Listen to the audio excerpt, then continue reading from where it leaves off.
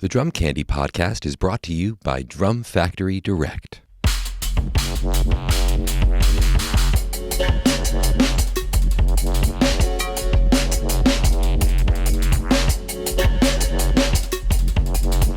Welcome into the Drum Candy Podcast. This is your host, Mike Dawson, coming to you from drumfactorydirect.com. This is episode 21, or it is actually episode 1 of season 2. So thank you for listening to the first 20 episodes. I figured after 20, I should probably end the season, switch it up. So this season is going to be summer conversations. The concept staying the same, but the only difference is I'm not going to ask about the first snare drum necessarily, but I'm going to ask every guest what is the one piece of gear they can't leave the house without. So this week, I'm kicking off the new season with the great Kenny Sharretts. Kenny Sharretts has been a professional drum tech for, it looks like it's been over 20 years. He's been on the road with Stevie Wonder, Rihanna, Janet Jackson, Puff Daddy, Train, Elvis Costello, Kelly Clarkson. He's teched for Kenny Aronoff, Stanley Randolph, Lil John Roberts, Aaron Spears, Chris Johnson, Boots Greene, Mike Urbano, Rex Hardy Jr., Pete Thomas, and he's currently out with great Mickey Hart with Dead & Company.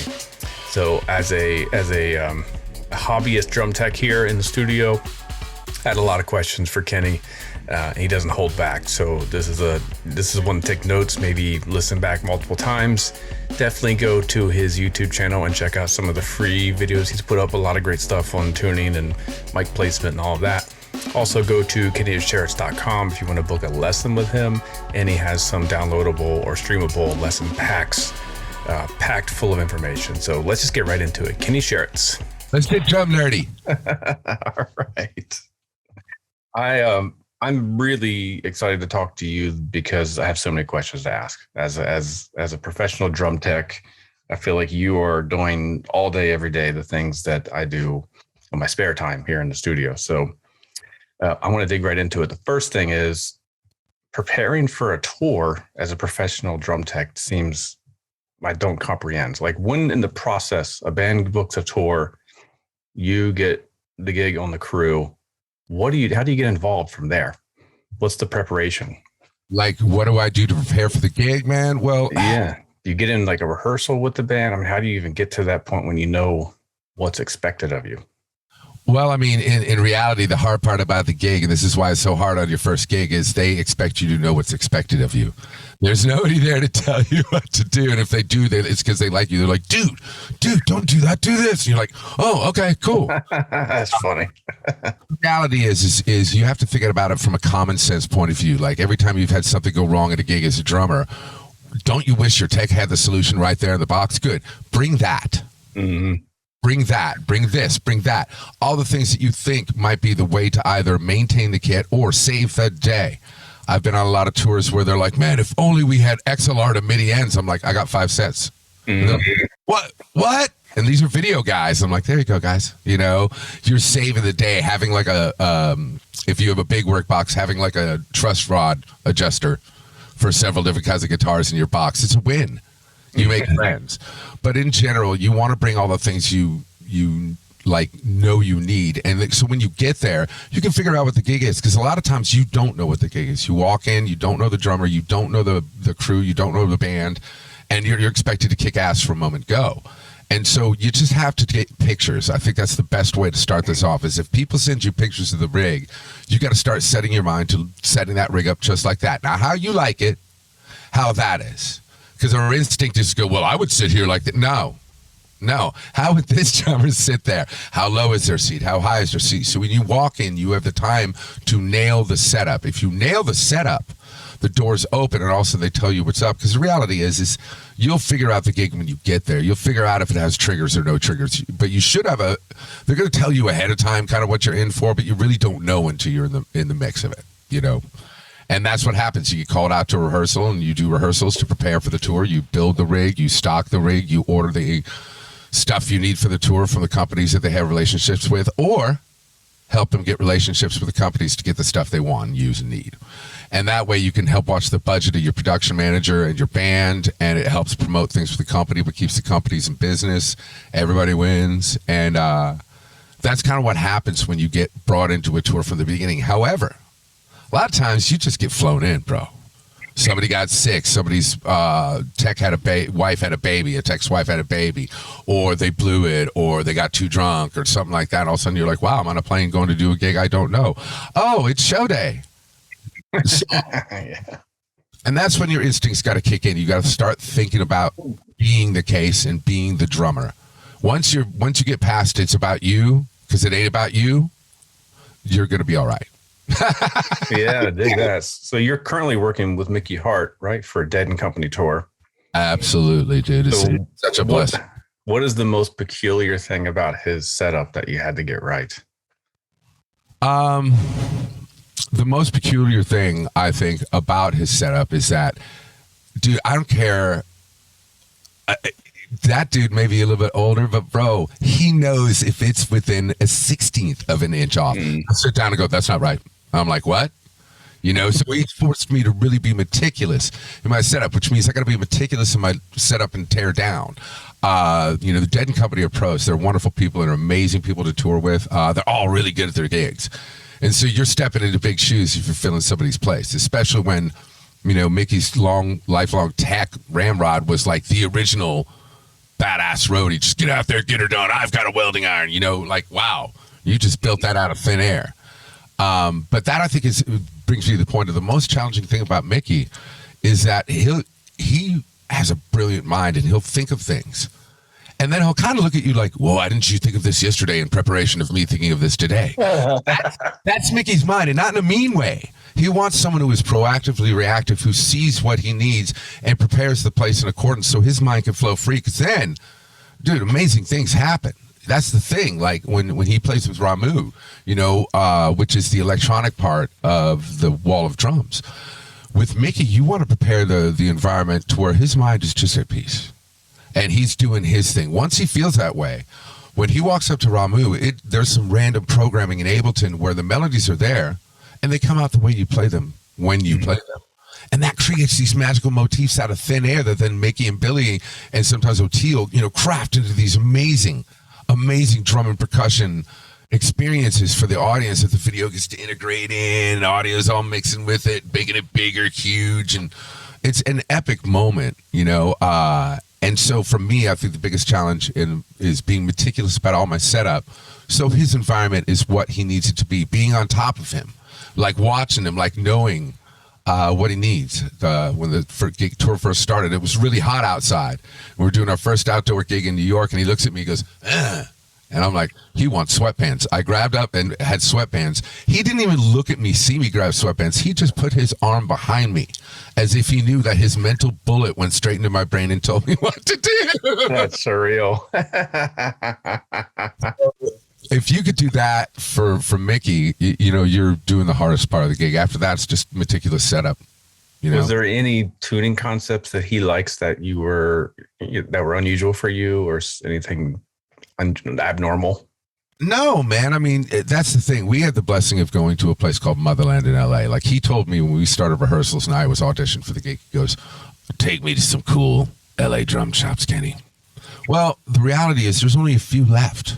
Yeah. There's only a few left, and they don't always have the coolest, latest world percussion gear in stock. They can get it for you, and they're amazing people, and they had some of the most amazing things that we needed. Like, I'm like, "Oh my God, you've got it. Yay, Hollywood Drum Shop." And same with Lone Star Percussion in LA, man. They're all amazing, but they don't have the world percussion he was questing for. So we went down to Motherland. I introduced her to him. I learned about Motherland when I was with Stevie Wonder. And then later again with Rihanna, I tapped them for some drums for some of the shows. And they have absolutely the most exquisite inventory of drums straight from Ghana, straight from Bali, straight from the Ivory Coast. The real deal, real goat. So you want to pray in front of the drums and thank the person who carved the wood, the tree who gave its life, and the goat who gave its life for this drum. Because it's that real, And so we built half the rig out of that. So tuning is a whole new ball game. You're dealing with rope drums. But he loves NBC. He loves NBC.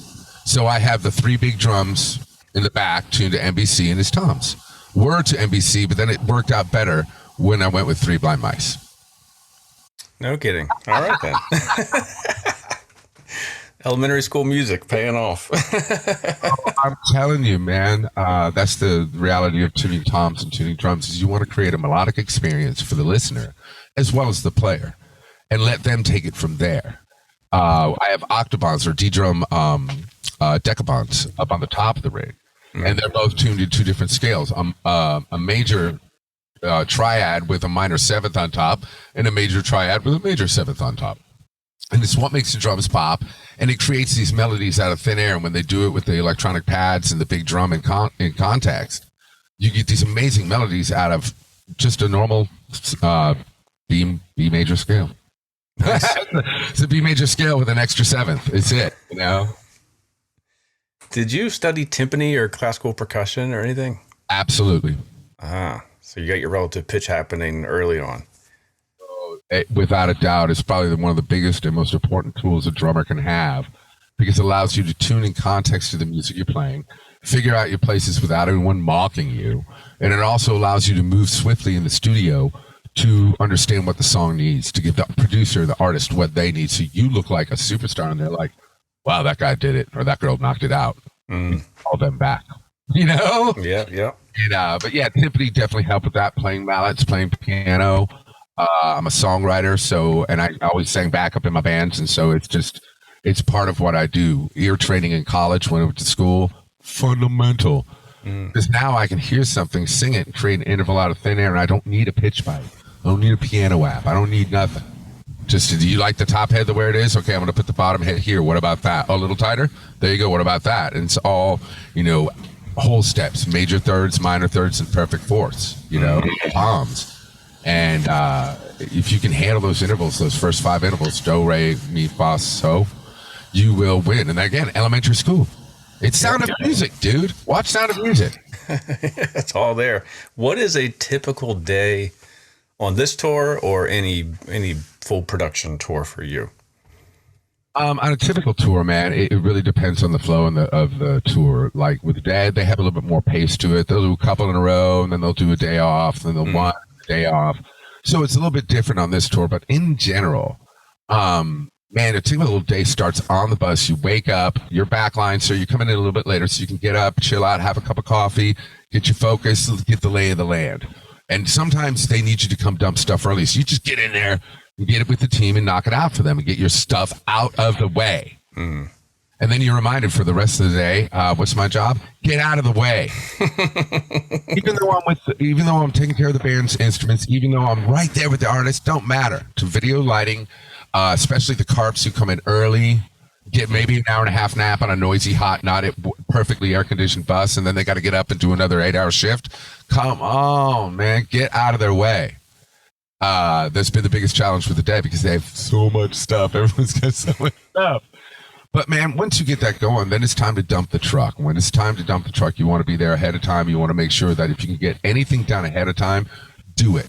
Like, if I've got the truck and it's open and I can get in there and change heads, I'll do it right there in the truck, bro. I'll get the stretch on from early in the morning, so when it's time to put them up and put mics in them, I've tuned them right there on the riser. Boom, they're up. The guy puts the mics up. We're done. Ready for line check. But it varies on tours. Some tours you dump straight to the riser and you get to work. You build it up, it's done, you're on. You take a quick lunch break, come back, you do line check, you do sound check. Then you get a quick bite for dinner, and then you get prepped for the show, dumping waters, towels, doing your thing. Knock out a show, and then get out of the way. Like, you won't be gone in under 20 minutes if you can. If you can have all your crap in a truck and locked and driving away in under 30 minutes or 30 minutes or under, you're winning. That's what you want. And then get out of the way. Go take your shower as fast as possible. Get out of the way. And then go to your bus and have some pizza. Nice. So what are the most common things that you end up having to fix or adjust during a show? Mind. What's that mean? The drummer is a very unique thing. Sometimes something will bug a drummer and they don't know why it's bugging them, and they look at you and go, what's going on? And you're like, it's just this. And you don't even know if that was the right thing, but they go, okay. And they turn around, they focus back on drumming, right? Problem solved. That's it. No, just the most common thing I got to fix is in-ear stuff, man. I mean, just big stuff, like a cable didn't get plugged in right, or a battery went dead, or he got some interference on his line. That's number one. Number two, trigger sensitivity. Man, triggers woo, like it's a tech doing what I did for Rihanna and Janet and everything. Like the drummers want the triggers to respond like real drums. Yet the producer wants the trigger to only respond if you beat the livid bejesus out of it, and he wants it to respond at one volume level. That way there's no, the snares were up and down in the mix last night. So I've got to find a way to mitigate those circumstances on both sides and find a pocket within which there is some breadth in the snare sound and like really make sure it happens for the player. And in turn, it makes it a much more realistic trigger experience for the listener and the mixer and the show. The hard part is like, say it was really cold at the beginning of the show and halfway through the show, it got really hot. Yeah. Your trigger settings might need to change if there's a halftime, bro. Get up in there. Get in there. Oh, no, really? Because the sensors get hot? Is that what happens? And yeah, and everything loosens up a little bit. Or like if it gets from like hot to really cold, spread them.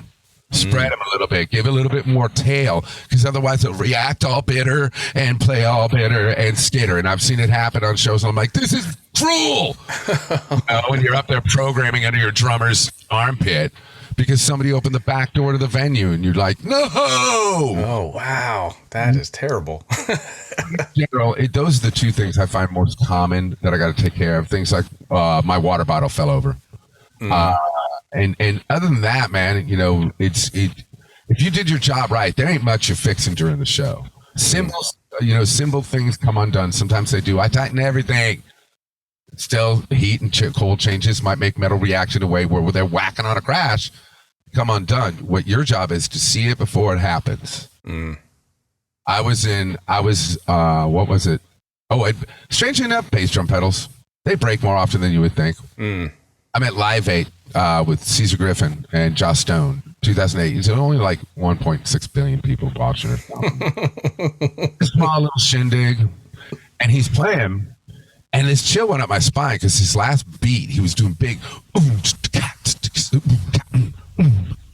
The last one didn't sound so good, and just something in my gut said this ain't right, and he hit the one, and I could hear it in my bones. The beater came out, and I'm like, how did the beater come out? No, it didn't come out. The pedal broke. It shattered. The metal just went to, and I'm playing the beater, and I'm like, oh my God. I'm under there pulling out the thing. I'm like, why did I use Velcro on this pedal? Get the other pedal in, and off you go, right? And the only good thing was it was on the one of a verse in a very R&B hip hop oriented song. So it sounded like he just dropped a beat. It went, yeah, boo, go in. And he was back in. It took that long to get the pedal out. Another one in, tighten it down. Have a good show, buddy. Wow, like 2 measures? Bro, that's all I got. I got 6 seconds in front of 60,000 people, or I could be on a plane home, bro. That's nuts. Yeah, that's nuts. It is, man. And so you try to be on as point as you can. So you're paying attention to things like, do you want this lollipop? Do you need some gum? I want that to be my focus, rather than it's breaking. No. True that. How do you know when drum heads need to be changed before they break? See, I've been blessed in a certain level of my career to be with artists that had a certain budget, and so I'm changing heads on a regular basis. Like, for example, my first tour taught me the lesson with Kenny Aronoff. Change them all, every show. Oh, wow. But like Lil John Roberts, he hits hard too, but snares every 3 shows because he's using an Emperor X or a PS77. And Tom heads 3 shows, that's it. You know what I mean? So you're changing early, but the way you really know is threefold. One, are there a lot of dents in it? You might want to let it go. If you're on a big tour or a decent tour, if you're a local cat, man, grab your lighter, run it over the dents, do my little breathing the drum trick, let the head kind of breathe itself back out, tune it back up, and hold on tight till your budget got some time for some heads, But if all of a sudden it's not tuning very well in pitch, it's not responding well to your stick touch, it's not doing the things you expect it to do, it's time to change the head. Like Rezos, you think, do I have to change them often? Nah, man, you can go 6 months without changing a Rezo if you're playing, 3 times a week, off and on during, your regional touring. But if you're on tour, those drum heads are getting pounded every night for 2.5 hours. So after about After about a month and a half, I'll change the resos because it keeps the tone fresh, and you don't notice until you put them on. But until then, resos last a long time. But as soon as they become bitter or crisp, or when you tune them, they don't go up much, it's time to let them go. Same thing with bottom snare heads, man. Yo, if it's crispy, if it's got little poke holes in it, if it's got dents, or you've tightened it so much that the actual bearing edge is coming above the hoop. Oh, yeah. Change that. See, we all done it. We all did it. You know? Bro, spring for a head, man. Deliver an extra pizza, whatever. Eat, take one less latte. Get the bottom head, man. It's worth it because you're not going to damage your drum and you'll play better. The snare wires won't choke, the drum won't choke, and you'll actually play better. All that hard work you do on your technique pays off when you replace that bottom snare head. What about bass drum heads? Do they go a little bit longer? Forever. I mean, if you're playing regionally, locally, clubs, theaters, not big events all the time, man, you can get away with, again, like reso heads. That bass drum head could roll for 6 months. After 6 months, it's going to be out of the box play. The film of the drum head's going to kind of not be as good. It's going to get old. It's going to get worn. But bass drum heads, especially front heads, can last longer. The key is not to stretch them too much at the beginning. And in my humble opinion, man, use a patch, dude. I know a lot of drummers who don't. They make me so nervous because if you break that head in the middle of the show, I've got to get the bass drum out. And there's a big castle that dancers come out of, or a belt around your drum head. And so, am I going to be like one of those dancers, grab your bass drum and sneak back down to the hole? Surprisingly, yes, that's what's going to happen, bro. I'm going to be coming out like a deer. Oh, what's going on? Am I a dancer? Grab the bass drum in. Maybe bum one of the head pieces for the moment. Do you roll with spare bass drums? How do you deal with that? Oh my God, no. I mean, that would be great. I know some tours who do. I remember after Dixie Chicks, a light fell on a bass drum and crushed it. They carried 2 bass drums from then on. Oh yeah, same matching bass drums. And but the reality is sometimes there ain't space in the truck. It's about budget versus reality. Yeah. If a bass drum head breaks during the show, you know what I'm doing? Duct tape? No, I'm replacing it. Oh, shoot. And I'm going to do it right there underneath his legs. You know what I mean? If they need a way to get through it, if they don't want me to replace it, I have these giant foam patches that can help seal a drum head back together. Then I will probably, if I was going to put tape on it, I'd do the tape across that pad, then tighten it up to the bejesus.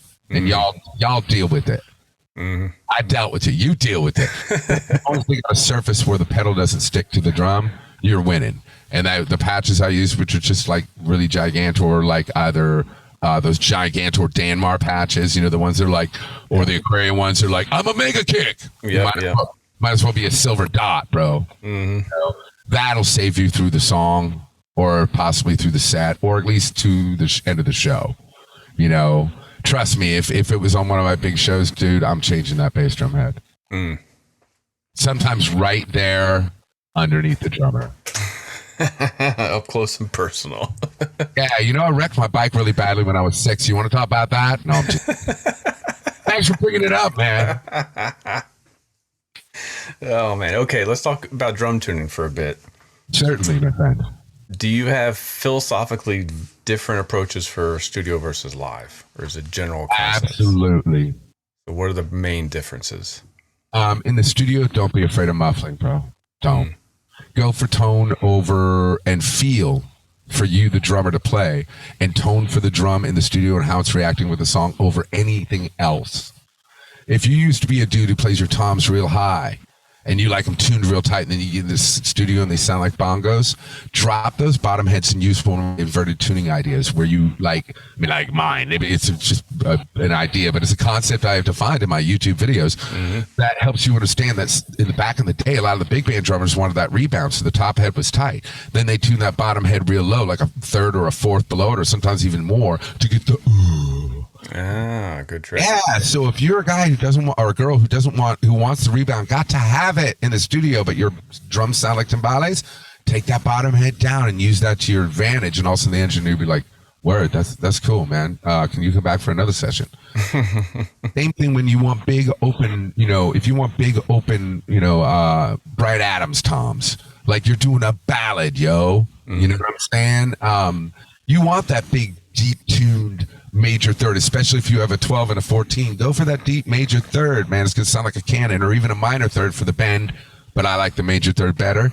And then if you got like a big kit of drums, especially if you're doing metal or you're a higher tuned drummer, like Jim Riley or Todd Sucherman, where they're really using the rebound of the toms, and they got 8 toms, got 8 toms in the studio. A whole step isn't a bad thing. It keeps a nice clean, like a whole step higher on the bottom head, keeps a nice clean tightness around the kit, gives a little bend to it, but not a lot of doom. You know, so again, not the tuning for a Bryan Adams ballad, but it might be the tuning for an upbeat country tune where they want as the fills. Because in Nashville, they got a thing called the Nashville Cloud. The Nashville Cloud is basically taking a whole bunch of lamb's wool and tossing it in the drum. So Really? So you get the tone of the drum. Drums still sing, but it shut it down. It's a bigger example of the cotton ball trick, where you put a few cotton balls in the drum to be a natural gate, so they don't have to hold tight gates in your drums, and you can play them and have natural dynamics in big tone without sustained humming while you're not playing them. And that's the worst. When you're riding your cymbal, your 4 toms all, I'm singing along. Engineer's like, for God's sake, what's going on? You know, and so without sacrificing it with, you know, a tate tail on the bottom head, you know, the cotton ball helps. Same with the lamb's wool, because it gives you that tight, punchy Nashville sound. Same with O-rings, yo. So I went into a studio before I went out on tour and played a session with a cat who had a mid-level Pearl kit, sounded great. 10, 12, and 14. His big floor tom was a 14. He does these big epic ballads. We're doing a big epic ballad. So I tuned it low as I go and put his O-rings back on, because you know what? It sounded great, bro. He was done with the drum mix in like 5 minutes. He's like, check that out. Wait till I put the grease on tomorrow. He spent 30 minutes putting the grease on, his way of doing it. Booyah. It sounds like a straight out of LA production. Why?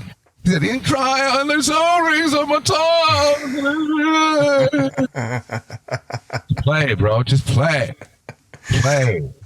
So the wider that interval, the more dramatic the tone. That's kind of the general.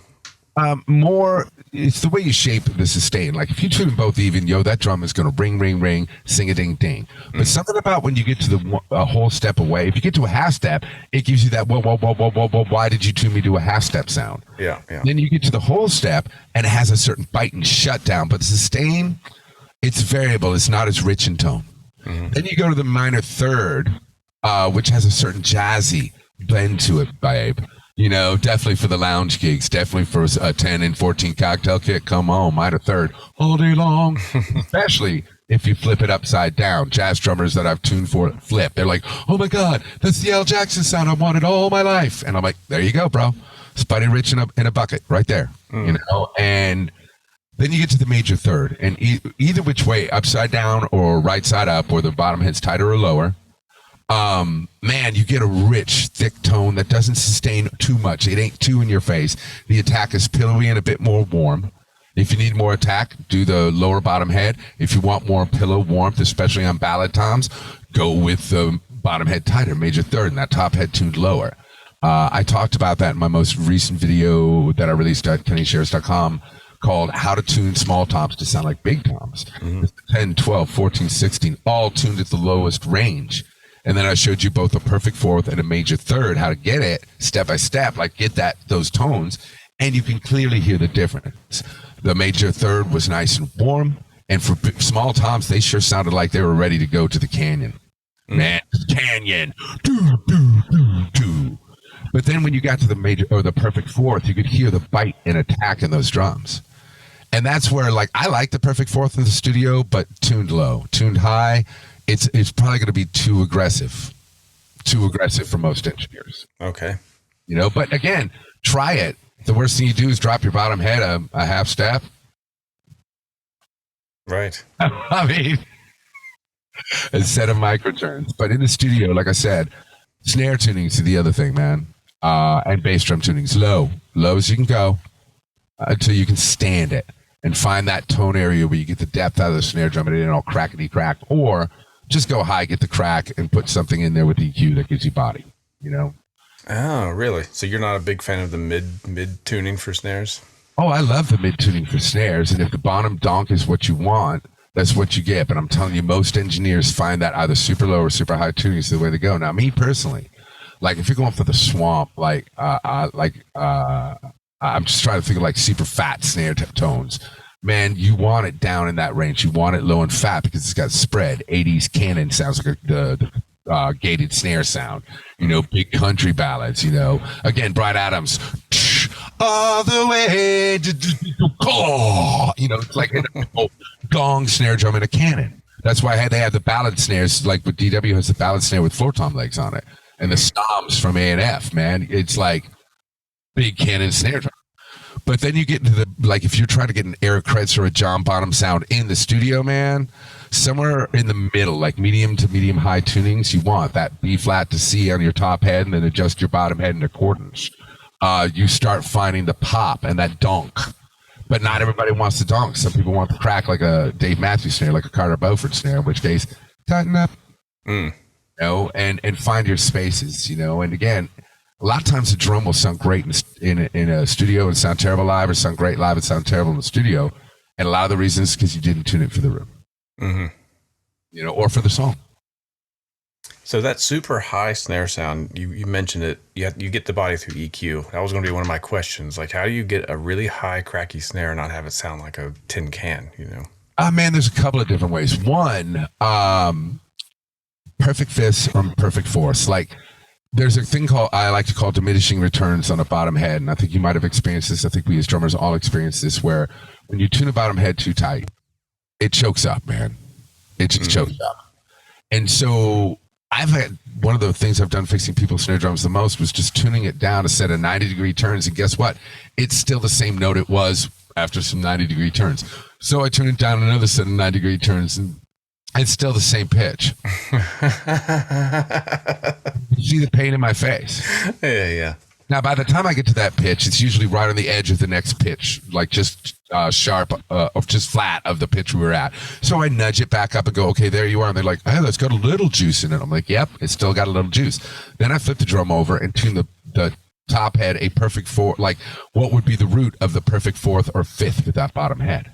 And I find that area, perfect fourth, works really, really good for this, of getting a tight, thick, rich snare sound at a higher tuning. Because you drop the bottom head a little bit. The rebound from the bottom head kicks up. You still got riggedy-dick-dick-dick-riggedy-dick-dick. But in the studio, the mic still here is chunkity-chunk, chunk, chunk, chunk, chunk. Now, the next couple of ways to get that is also mic placement and extra mics. Like, for example, if you got a 57, there's that little vent thing underneath the cap, and it looks like a spring. You can push on it, but you can't, right? Yep. Okay, so that spring is a bass trap intake, a bass intake. So it can cause cross flow with the diaphragm, and that way you're not jamming all the bass in through the front end and making that diaphragm choke out. So that's why when you put it like in a guitar amp, if you want really, really high metal, you put it straight in, dog. But if you want a warmer country guitar sound or bass sound, you angle it and bring that port in more towards the edge of the speaker. That way you get the brightness of the speaker straight in the diaphragm and the warmth coming in beside. It's the same thing on a snare drum. Here's your hoopity hoop. Like if your mic's all the way in there and pointed down, you're just going to get nothing but bite, and that intake is going to be the honk of your hoop. But if you take it back, move it back a little bit and hang that ring right off the back to the shell, like right at the hoop, then you get the ring of the shell coming up off the hoop, the activation of the strike of the drum shell from you whacking the head and hitting the hoop, and it comes up through the back of that snare, and then you get a nice angle, and it goes right to the center of the drum. Boom, you got these 1-2 win. The attack of the drum with all the crispness of your stroke and articulation, and the body of the shell. And if you want more body of the shell, try another mic. Mic the shell. Another thing that adds depth in your snare sound is the under snare mic, but also an under snare bass drum mic, like the middle of the kit mic, to get the greasy grease, just the real deal. And then you just kind of work with the phase until it fits in, and that'll fatten your snare drum full on Foo Fighter style. You'll be like,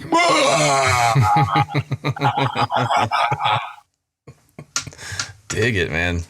We've only been going for 35 minutes. I feel like we've got a couple hours of content. So bass drum muffling, how little or how much? Man, it all depends on the drummer, bro.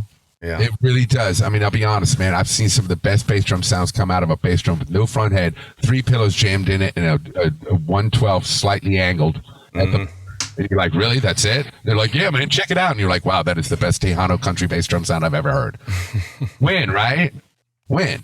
But as far as muffling goes, a lot of it depends on the player, but also for players who want that big open bass drum, find a way to have mercy. Like I did a video with my friend Brian Christopher Mendez, Mr. How to Play in 14/8 himself, or 13/8 himself. Have you seen that video? No, I haven't. Bro, go look up Brian Mendez, How to Play in 13/8. You will laugh until you haven't laughed anymore. It's the funniest thing you've ever seen. Oh, is that the one where he says, yeah, I don't want to, there's a punchline to it, right? 1, 2, 3, mother! And you're like, it's the best. If you haven't watched it, go watch it because it'll clear it up for you. Yeah. I feel the same way. I did a video on his technique where he would do the mute on the front of his 24-inch bass drum head on the front and on the back, and then he would zip tie them through the head when he put them on. So you just put it on, it velcros to the backside, stays on your head, and the muffles are in there, but he can have an unported bass drum that sounds like it's got absolutely no muffling. But he did this thing called courtesy and consideration. And what those muffles, those tiny little muffles inside the head that nobody can see, so you can go, I ain't got no muffling. They focus the bass drum just a little bit. Like there's an old technique in rock and roll, both in the studio and live. If you want to get rid of the basketball drum sound, put a sandbag in your drum. If you want to thicken up your bass drum sound, put a I think Sounds Like a Drum did an episode on it. That if you want to get rid of the basketball sound, put the sandbag in. Actually, the point of it was to add mass to the bass drum sound, so it sounded deeper. And then the ring part was just an extra. Plus, you can tune out a lot of that ring, but that's neither here nor there. Putting a sandbag inside your bass drum will thicken that bass drum up. And then you probably don't need much of muffling. But if you don't put a little control on those front head, a little control on that back head, you are just, man, you're giving it so much noise that it's knocking everything else out of the mix. Like Bonham, they say, oh, he tuned it up high. He tuned that bass drum up high, and then the engineers did the work. They say it sounded incredible. It did, but it also sounded big and ringy. Yeah. It worked for Zeppelin, but it may not work for Toto. Right. So it's all within context. Like if you're in Tool and you can have your bass drum wide open, you have an engineer who's like, yeah, man, give me the open bass drum. Do it, please. I love it. Please, God, do it. But I find the most effective thing is a variation of what I did on my How to Build a T-shirt pillow video, which is you take a towel, you roll them up, you tape each end to where it fits the shell, each baffle hits the head, then you kind of fold over the center a little bit to make an hourglass, tape it down, kind of like the Evans EQ pad. But I'm telling you, man, just the cloth of the T-shirt breathes. It breathes a lot. You don't have any muffling in it. So the sound goes through it, but it kind of gets broken up in it. Same with the towel. You have all that terry cloth, and it just kind of shuffles out the sound a little bit. I use it on Chris's bass drum with Rihanna, and Sully loved it. And I remember going to The Voice. We did The Voice at the end of 2012. We had just done a couple of world tours, a whole TV and tour through Europe, and we had done 777. We played Saturday Night Live, all this stuff. And I show up at The Voice, and their engineer is a legend. And so I just wanted to make a good impression.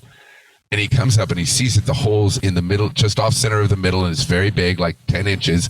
Because for some reason, whoever designed the Rihanna logo head was smart enough to realize that if there's a giant R on the head, the only place you could put the hole is the center. Had I wished they didn't do a 10-inch hole? Yes, I wish they didn't do a 10-inch. But they did, or like an 8 or 10-inch hole, but they did. And the guy was like, hey, man, the guy talking to the sound guy was like, hey, man, could you change out that bass drum head?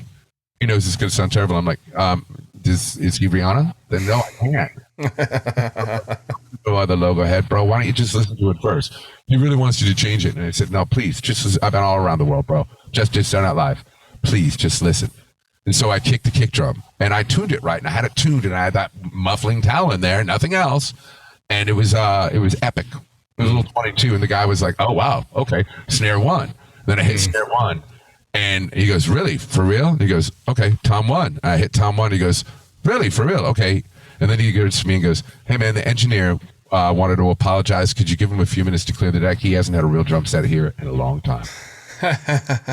So again, bass drums, muffling is relative, and bass drum tuning is relative. Where your foot likes it is going to be the most imperative thing for you as a player. However, keep in context that if you like it tight, you're sacrificing bottom end. Now, for like people who blast beat, yeah, there's tightness, and you can tune that front head super low to where you can get the out of the front head, and you need the attack. But if you ain't blast beating and just blazing on double pedals, and you want a bit more beef out of your kick drum, tune that back head down a little bit. Tune that front head down a little bit, like to barely above wrinkle, and then just go a little higher than that. Try some different ratios, like a whole step above on the bass drum, or if your back drum head is tight, your front head a whole step lower.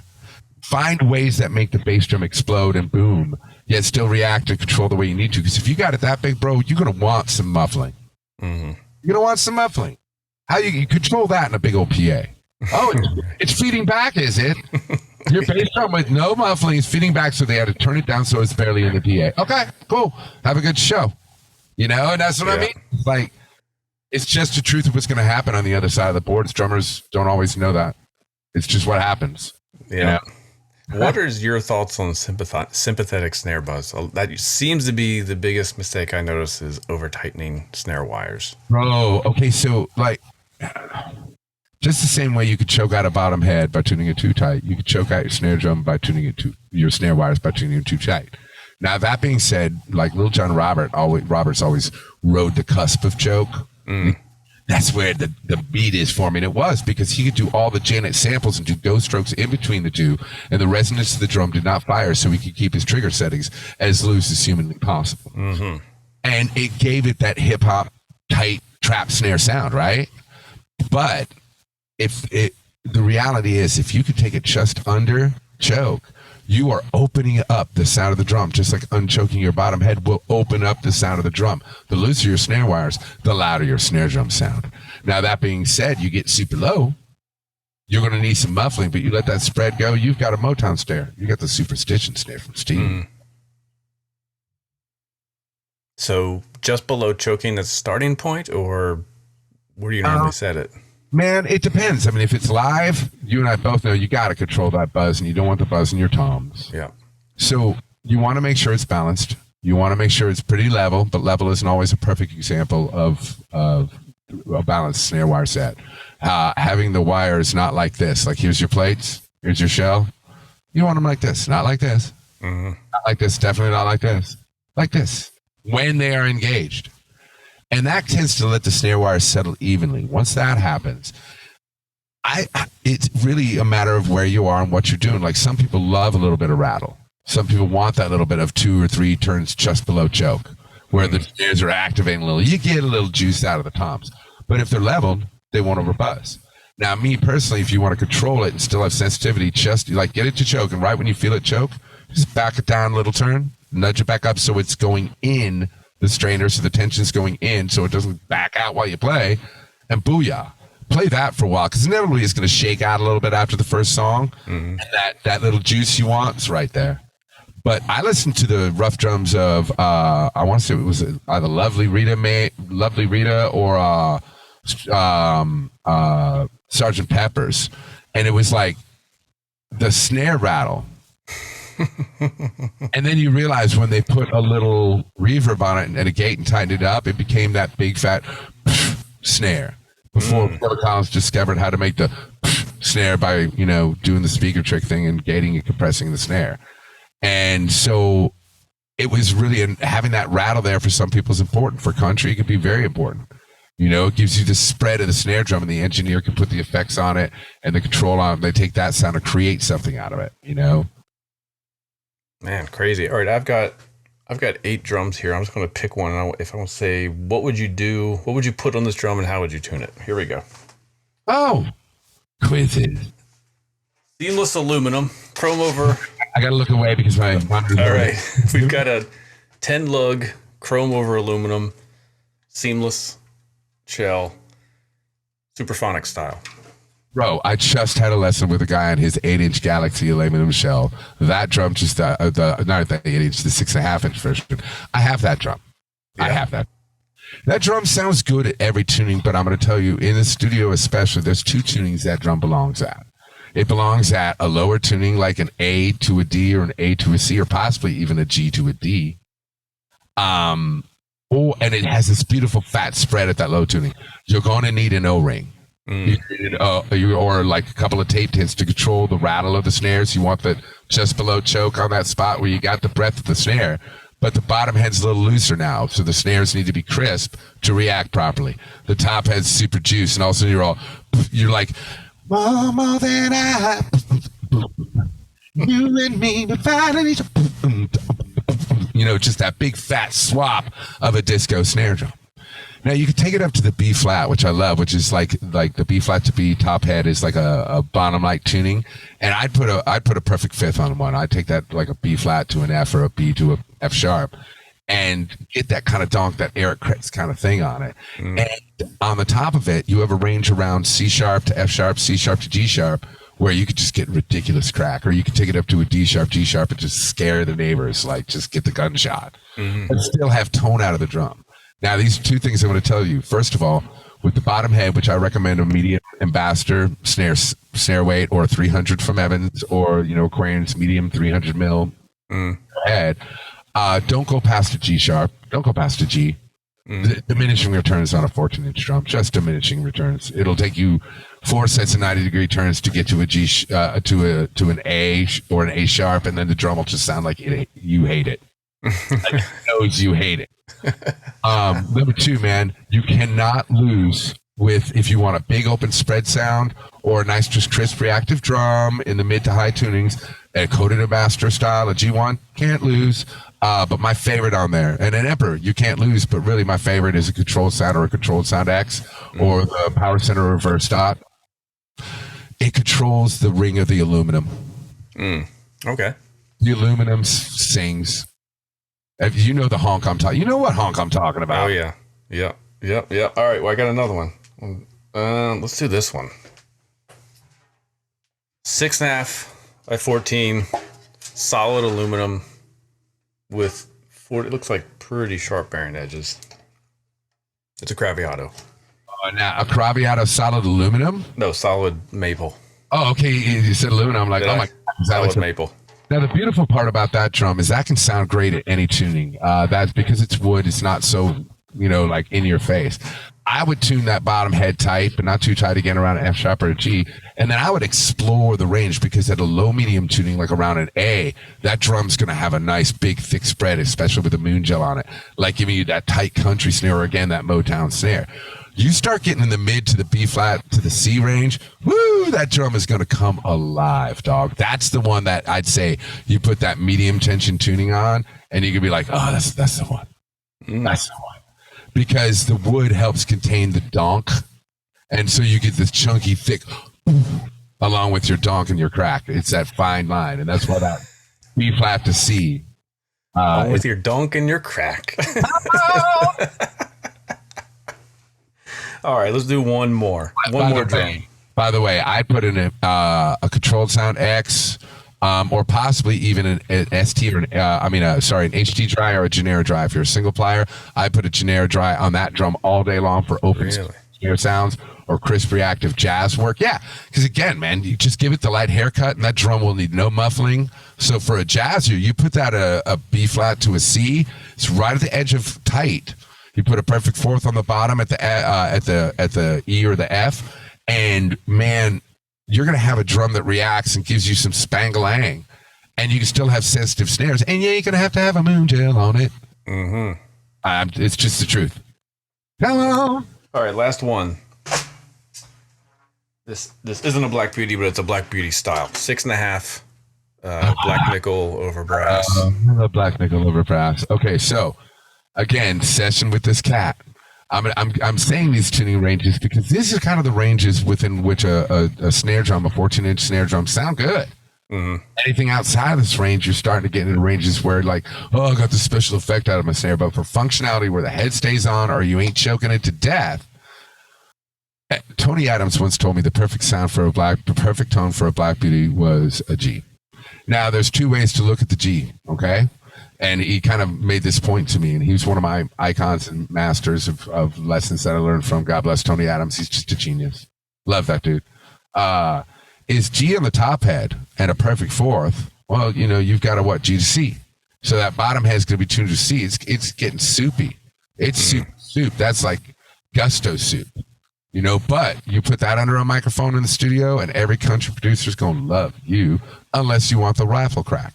the funny thing about that G to C is you can crank that up like 90 degrees twice and go up almost an octave, but you can use that range to your advantage. And that that bottom head will tighten up with you. And then you only have to tighten up your bottom head. But like a C to an F was what I had. Like in my video I did on a Black Beauty with an Emperor on it, 2-ply, one piece of moon gel, and a regular 300 on the bottom. And I had it to a C to an F, and it was somewhere between a rifle crack and the body you're hoping for. So when I find that area where it's just almost tight, but not too tight, that C to F, C to G, come on. Black Beauty sound amazing there. If you want to sound like bottom, want that drum at, if you like it looser, B flat to F. If you like it tighter, B to F sharp. And it's a great starting point that helps you dial that drum in a little bit more. But I also know that, I had to do, I'm sitting there with a guy who had the original Black Beauty in the studio, Pete Thomas. All those recordings with that one Black Beauty, it's legendary. So when you say B, are you listening to the overtones? How are you getting the note of the head? Okay, I'm glad you asked. This is great. It's a multiplicity of things, but I base my theory upon the tension rods being in tune, tension rods on this head being in tune. So in general, they float together at the same. Even if the head pitch changes by a half step by the time you get to the middle of the head, and the time you get to the middle of this half head, they're going to be the same distance apart still. And sometimes you might have to nudge just a touch on deeper drums, but on a 5.5 inch snare drum or a shorter tom, it's no problem. And then with floor toms, I tend to go just a little sharp in the head because you're going to whack it out of tune anyways. So I want a little bit more lift in the drum. That way, as you beat it out and it settles in, it stays in tune. But also because the depth of the drum, you tend to have a little bit more spread, so you want a little bit more lift in the pitch, so it gives you the full pitch of the drum. But I tune to pitches by the tension rods, so they're all matched. So even if I'm a little sharp of a B here, I'm also a little sharp of, say, an E here. I want to make sure I'm equal. The interval is what matters. Doesn't have to be a perfect B.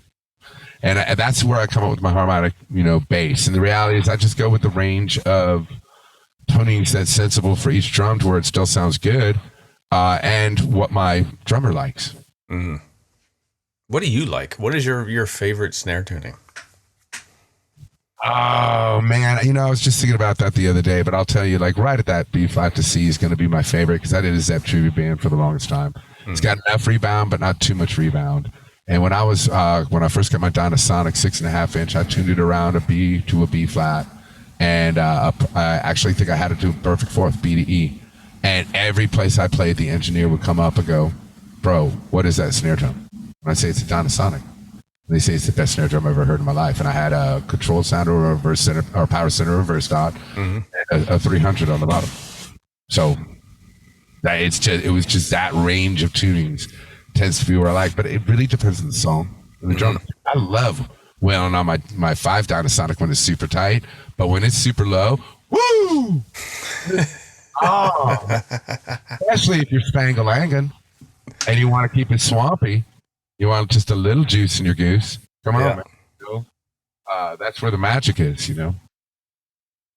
Wow, I think I'm learning lower snare drum bottom head might be the move for me to explore. Dude, check it out. And what I'm saying is, like, go down that one set of 90-degree turns. If your head does not change pitch, it's too damn tight. The snares now are going to react more supplely, and everything's going to breathe together a little bit more fluently. And the drum's going to be able to react how it's supposed to react.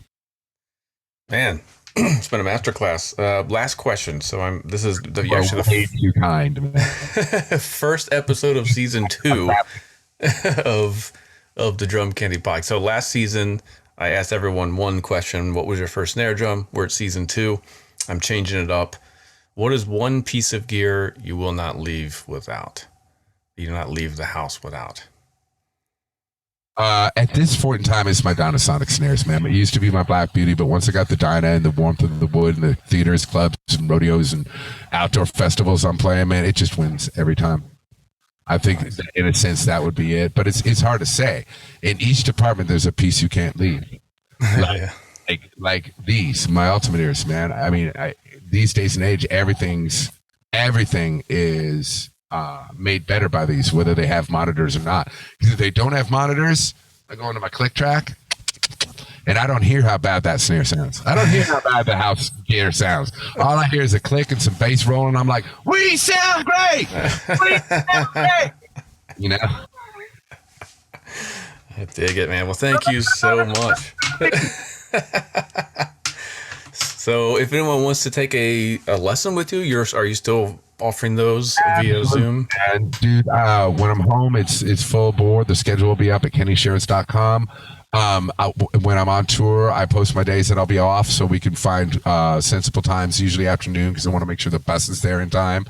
But I bring a piano out there and we can help get your kit dialed right there from my hotel room, from the road where my brain's I'm tuning drums. So I'm in the zone, you know? And then if you can't get hold of me, man, I'm going to be adding more and more and more as we go. I have like 10 shot. I just got to edit them. I'm on tour. I'm busy. But I've been doing streamable lessons at kennysharretts.com too. I have a lot of them that are like $10. Mm-hmm. And then I have a master class that's $25 and a master lesson pack that's like $50 for less than it costs you to go get a drum lesson at Guitar Center for your kid to learn how to play Highway to Hell. You can get a drumming tuning masterclass from Drum Tech Kenny Sharretts. You know, so, there you go. And it's a great way to support my channel, allow me to keep doing what I'm doing. If I get my studio built, they'll all look better. They'll sound even better, you know, but my stuff, I don't have time to lie, dude.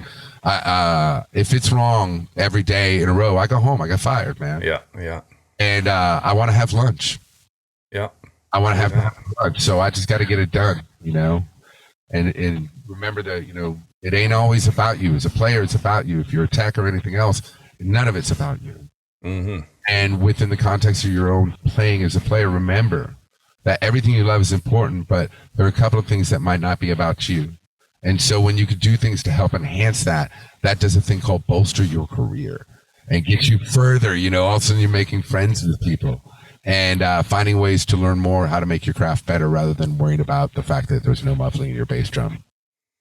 That's helpful. Thank you, Kenny. It was great. I'm going to be repeat listening to this one myself a bunch. So appreciate it. Thank you. You're way too kind. Thank you for having me on. And again, man, anyone who wants to learn, kennysharretts.com or my YouTube channel, Kenny Sharretts, man, check it out. Come on. There you go. Well, there you have it, man. That one was a doozy for me. I've got to go back and rethink all of my approaches for tuning drums and try some of his ideas. So go to kennysharretts.com, book a lesson with Kenny. Check out some of his lesson packs. Definitely subscribe to his YouTube channel. And that's it. So we'll see you next week for episode 2 of season 2. Have a good one.